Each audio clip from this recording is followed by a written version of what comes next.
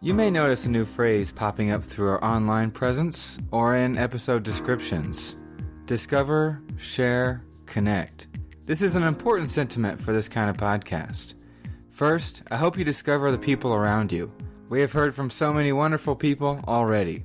The guests on this show may be strangers to us, but they are people who live in our neighborhoods and make up our community of Northern Colorado.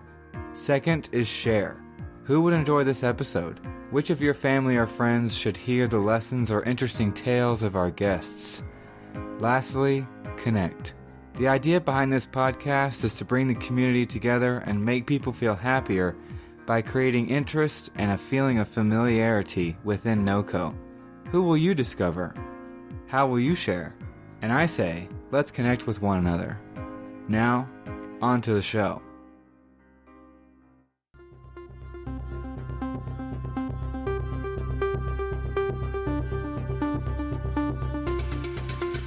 Welcome to The More You Know Co., our podcast bringing curiosity to our Northern Colorado community. I am your host, Ivan Wayne. Who will it be today? Let's find out.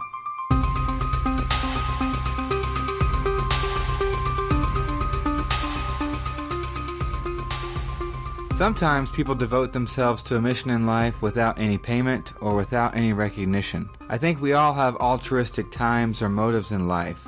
But Brad Hoops is a person who has been consumed by a passion and a commitment he feels is too important to ignore. Stories are powerful for human connection, and our guest has now recorded over 500 stories from people around Northern Colorado over the last 13 years. What do these 500 people have in common? Well, let's hear from our guest himself.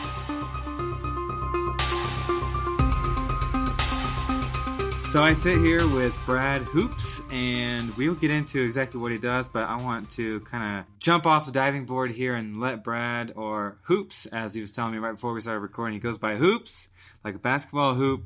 So what is it that you've been up to for the last 13 years here? Well, I've got a very passionate project of interviewing and preserving the stories of veterans with the idea that, I believe we collect all the facts and figures, but we don't collect nearly enough of the personal stories. And to me, it's the personal stories that really add kind of a powerful dimension to the facts and figures. So the whole idea is just getting their stories down on permanent record, never to be lost or forgotten. Yeah, so jump more into this idea of why a story. Why should we, or what do you think the power is in connecting to these personal narratives? Well, when I went after these, I tell all the guys and women when I interview them that I'm not after the facts and figures. I want your personal perspective. It's I'm after the human experience, the human perspective of it, and it just particularly those that have seen war. I just can't imagine what it's like personally to be in a war zone, in a war. And it's, I've always been fascinated by that and just the human experience. And particularly you look at yourself personally, you think, oh, I can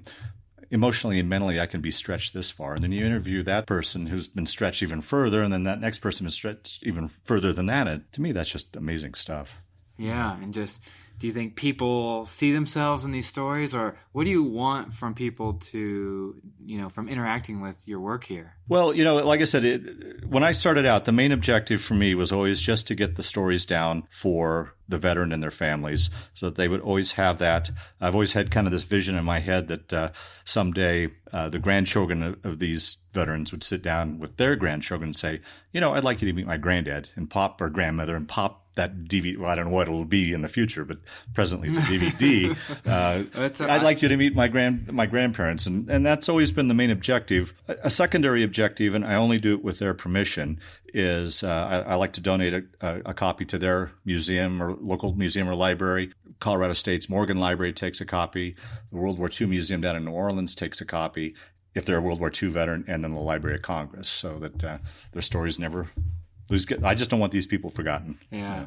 When I was hearing about you for the first time, this Library of Congress is something I had no idea about. This is like an online sort of like comprehensive record. And that's really what kind of got me started in it. I've always had a respect and awe for veterans. And I'd read back in 2003 where the Library of Congress was starting to collect these veteran stories.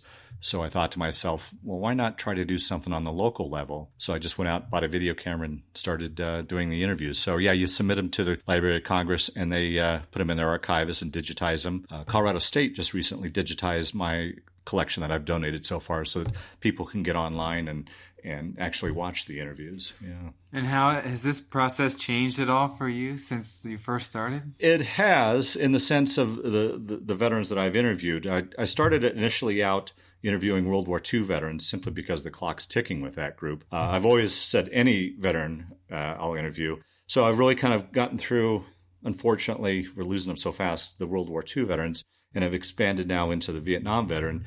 And that's become, I was clicking pretty good, going on a pretty good, getting a pretty good interview. And then I started with the Vietnam veterans and really kind of almost hit a brick wall in the sense that it's just it was an entirely different war, entirely different person. And I've really, if there's been any change, it's trying to adjust to that group of veterans. And so you video all these, but I've also seen some of the stories on your website are written down. Yeah, well, that's another thing too. About 6 years ago, the Loveland Reporter-Herald was doing a series on on Loveland World War II veterans, and they asked me to be a contributing writer to that. So I submitted, I had 18 stories published, and then another 12 on deck to be published. And then they unfortunately sold the paper and discontinued the series. So I had, and I put those on my website. And then, so I had these 30 stories, and I thought, well, geez, why don't I sit down, watch some more of my interviews? So I'd rewatched them, wrote a similar essay, and then bundled them into a book entitled Reflections of Our Gentle Warriors, which is the story of 70 World War II veterans. Yeah, and that book you published? Yes, yeah. Came out 2 years ago. And what's it called?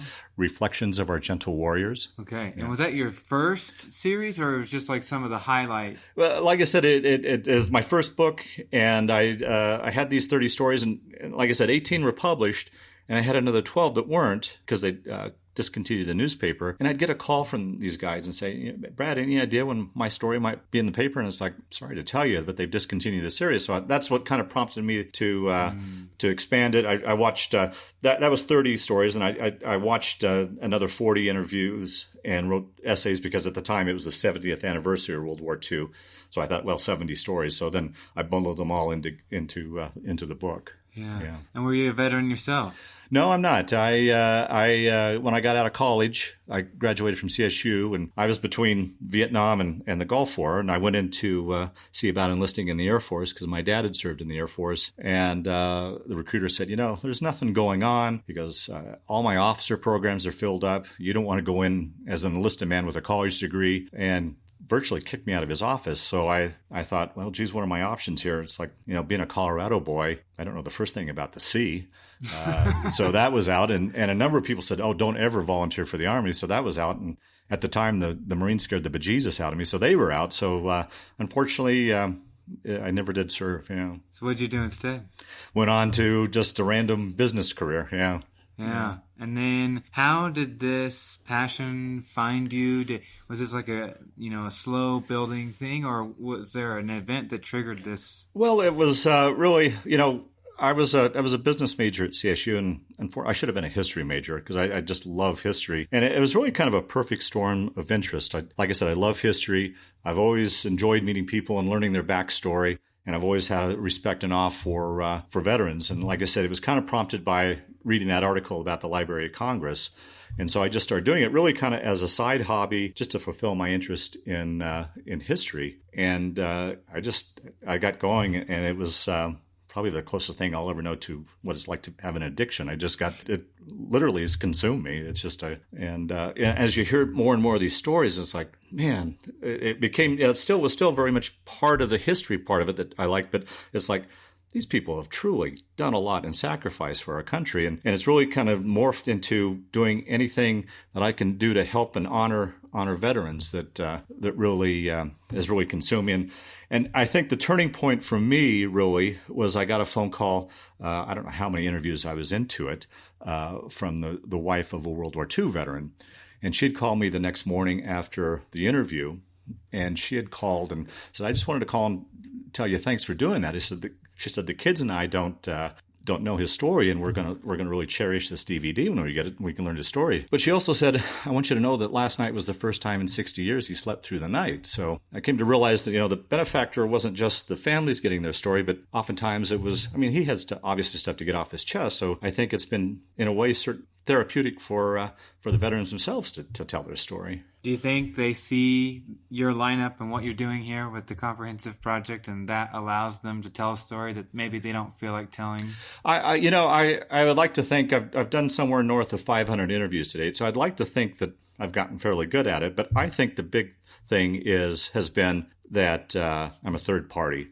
They can tell was very interested and really wants to hear their stories. A lot of the guys would say, I just don't want to burden my family with this story, or they wouldn't understand, or so. Yeah, I think it's just the fact that I'm a very interested and caring third party has been the big thing for me. Yeah. Do you have an interview outline, skeleton? Do you sit down and just... I do. I've got a list of questions that I'll send ahead of time. I tell the guys and gals that here's the list of questions. It's really just kind of our structure. I said, don't worry. I'm not going to ask because there's a lot of questions. I'm not going to ask all these questions, but it'll help you get put together a thought process for you and just really kind of jog your memory. The interview itself is really kind of their life story. Actually, I kind of break it down into 3 parts.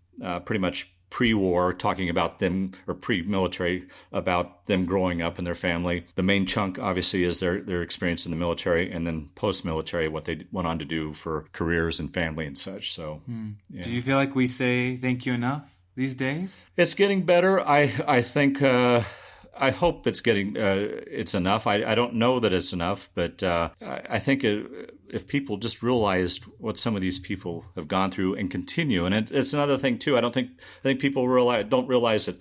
Oh yeah, he served in Vietnam and got out in 1972, or he served in Korea and got out in 1953. That's when it ended for a lot of these people. A lot of these people, it's never ended for them. As far as sure, their service time has ended, but their sacrifice has never ended, and that's what I try to hopefully point out. Yeah, and I don't think it's malicious, right? No, absolutely not. Oh, absolutely. I just don't think people realize it, yeah. And, like I said, I'd like to think that I've got a good handle on it, 500 interviews into it, but I still can't wrap my arms around what these people did. Yeah, my uncles, I've had multiple family members serve in the military. My uncle was in Vietnam. And I'll even admit, like, growing up, it was only an awareness in my mind that a veteran carried their experience with them forever when I was around my uncle or other family members or people I knew. But it was like almost kind of out of sight, out of mind for me, for someone who wasn't, nobody in my direct, like parents or me or a sibling, nobody was in the military. And so it wasn't a constant reminder. Right. And that's why I think people, it's not that they don't feel like veterans shouldn't get this recognition. I just think it's kind of like, it's always there. Like, we always have military, and they're always doing things for us, and they're making sacrifices, whether it be a draft 40 years ago, right. or whether they enlist tomorrow because they want to be part of the Guard. Right. It's just people have different situations leading into it, and I think if we're just not exposed to that very often, it's easy to forget. You're spot on, Ivan. Exactly on that. Yeah. And so I had the same experience with an uncle. I was a very little kid during Vietnam, and he was always kind of the fun uncle. All the grandkids just loved him. Nieces and nephews loved it. He was just a fun-loving guy. And then I didn't know that he went off to Vietnam. I was too young. But I remember him coming back and just being a totally changed man. It's like, geez, what did I do to Uncle Jack? I hope I didn't do something wrong. And it was years later that I was, he was in Vietnam, and put 2 and 2 together, And how does it feel? You said 500 plus? Yeah. How is it now after 5? Did you have an idea of what this would be like, and it turned out to be exactly that, or has it been completely different? It just grew. It just, like I said, it just took off, and I didn't. I think part of it, I just put blinders on and was just scrambling to get these stories and not realizing what I'd done and how many have come along. But it was nothing planned. Like I said, it started out as just kind of a casual, fun hobby, really, and just as kind of consumed me now. Yeah. And how have you found people? Like, how do they come to you? Yeah, well, my biggest source was I served on the board of Honor Flight, which is a program, a wonderful program, by the way, that takes veterans, local veterans, back to Washington, D.C. to see our national monuments for free. And so I would get the the list, the flight list every time and send out a letter telling people what I did. That was my biggest source. And then you've got, you'll interview a veteran and he'll tell two friends who will tell two friends. So that's kind of much how it... And are they all in Colorado, northern Colorado? Yeah, well, or if they've come in to visit family. Economics has kept me in northern Colorado just because I run everything out of my wallet and I can't afford to travel anywhere. But yeah, it's all been northern Colorado, or if they've got family and they've come in for a visit and they call and say, hey, my dad's in town, can you come interview him? Yeah. And you don't make any money from this, or you haven't to date? No, it's like I said, it's just a hobby, I guess. Right. But you said just recently or you're about to release a magazine. Yeah, I just came out yesterday.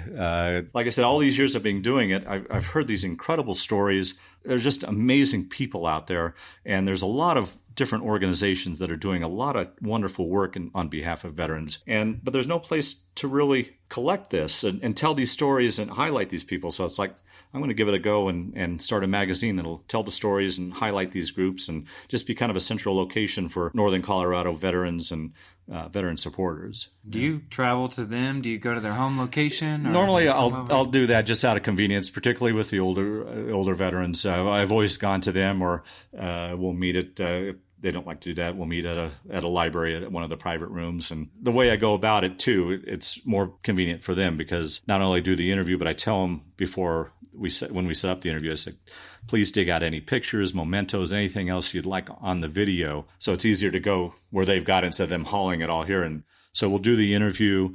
It's kind of like a 60 Minutes TV show type interview / just a casual sitting at the kitchen table conversation. So we'll do the interview and then we'll record all the pictures and mementos and such. And then I'll take it home, do some very light editing, add the pictures, add titles, and basically turn it into a mini documentary and then burn it onto a DVD and get their copy back to them. Yeah.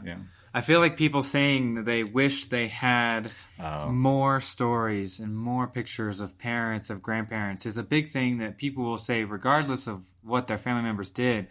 But then I just think about the human psyche and just the human experience of what it means to go into war, go into a war zone, and those stories that people cultivate and they bring with them, and it shapes them. And then if they have children after that, I mean, you're passing on these That's right. There's that ring effects. Yeah. And people are probably being affected in some way by this grandparent, great grandparents. That's right. Wartime experience, and what a treasure you're creating for people. Absolutely right about that. Yeah. And that's another thing too. Like I said, I really go after the human experience of it. And there's been a couple threads that have kind of gone through all my interviews, and probably the biggest one is, I look back on my life. Oftentimes there are kids that go off too. There's a thing. 17, 18, 19 years old. And it's like, I look back on my life when I was 17, 18, 19. What was my biggest worry? It was that, that math test on Wednesday, or that cute girl ever go out with me in English, or the real stress of the time is, what are we doing on Friday night? Yeah. And then you look at these people who are off, either put in situations of incredible responsibility or situations of absolute sheer hell. And it's like, I can't wrap my arms around it. I truly can't. Yeah. Yeah, I think that's one thing to remember is that a lot of people thrust into a war situation, regardless of what nation they're representing. It's most often, it's not a 40-year-old person who's had time to acclimate to life, look at themselves in the mirror. Who am I? Who do I want to be? Right. They're still forming themselves too. It's people who are 18, 19, 20, 21. Yep. And especially in a big like World War II type scenario. And particularly another thing particularly with the World War II guys was, you look back on that time and, growing up, many of them never traveled any further than 25, 50 miles away from farm or their or town. Now they're halfway around the world. Well, coupled with that was there was no internet either. The internet back then was listening to the radio at night, laying around the radio listening at night, or that National Geographic in the library. And now, these really incredibly naive people were halfway around the world. And, that Kansas farm boy was in an exotic jungle situation in the South Pacific. It had to be mind-boggling to them, Not to mention being in a war zone. And to me, even though it's a man-made thing, I can't think of a more unnatural situation to be in for a human than a war zone. So I don't know. And to be thrust into a place that you've only seen on a calendar or you've exactly. read about. Yeah, exactly. Yeah. And that's just... It is. Because now, on our phones, if we want to see a picture of somewhere, we pull it up immediately. Some people got on these planes and they flew into war and they had only heard the word of that country. That's right. And no experience. And then the reverse, as you talk about the phones, with today's society, I mean, a lot of these people can get on their phone or computer and instantly talk to family members or friends back home. Back then, I mean, months would go by before letters arrived back and forth. You didn't hear from anybody for like months. And I can't imagine what it had to have been like for family, and particularly like mothers back home wondering, what's up with my son? Amazing. Yeah, because you would have no idea. You wouldn't. You wouldn't. Yeah. Yeah, now you have email or text. If you have like an international phone, way to contact them. Yeah. You had mentioned threads that kind of have weaved through some similarities between your stories. What are some other threads that you may have popped out to you over time? Those are probably the two. Like I said, comparing my life at that age to what they went through at that age, and then particularly, like I said, with the World War II. And quite frankly, up through Vietnam, just the fact that they grew up really in kind of an isolated situation, and now it had to be like going to the moon or something for a lot of these people. Just where they ended up. I'm trying to think of some other things that, and I think probably the other thread is, regardless of what they did, and my philosophy is that any veteran that stepped out their door to serve deserves to have their story told. So I'm not after the guy that rushed the beach or what have you. Even if they spent the whole time in KP duty, I believe they have the right to have their story told. And probably another common thread there, regardless of whether they get out and say, my military years were some of the best years of my life, or they were in, like I said, in situations of absolute sheer hell, the common thread there is one way or the other, and to one degree or another, they've all sacrificed something. Or they were willing to.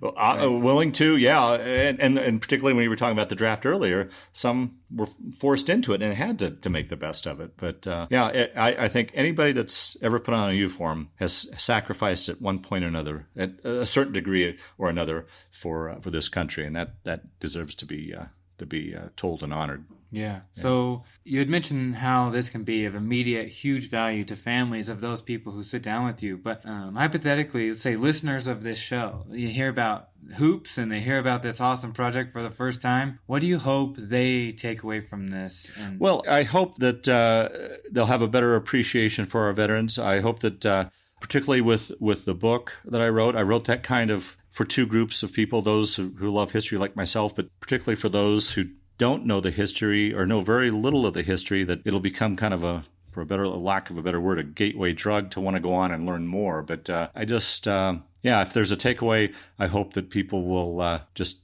truly appreciate what our veterans have done for our country. Yeah, because World War II is a buzzword, right? Yeah. Or even war is a buzzword. You can read it in a textbook.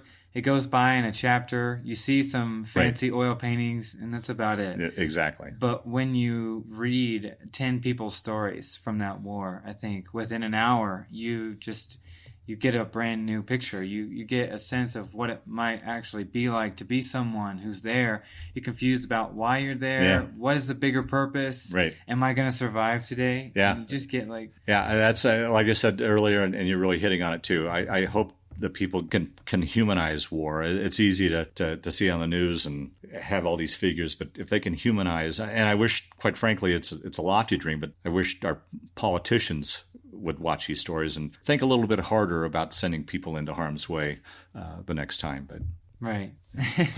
And so if people are interested, where should we send them? Well, you could, my website, which is rememberandhonor.com, has all my contact information on it. My phone number, if they want to give me a holler, is 970-631-2027. And then my email is brad.hoopes, HOOPES, at rememberandhonor.com. .com. Okay, right. Yeah, thank you.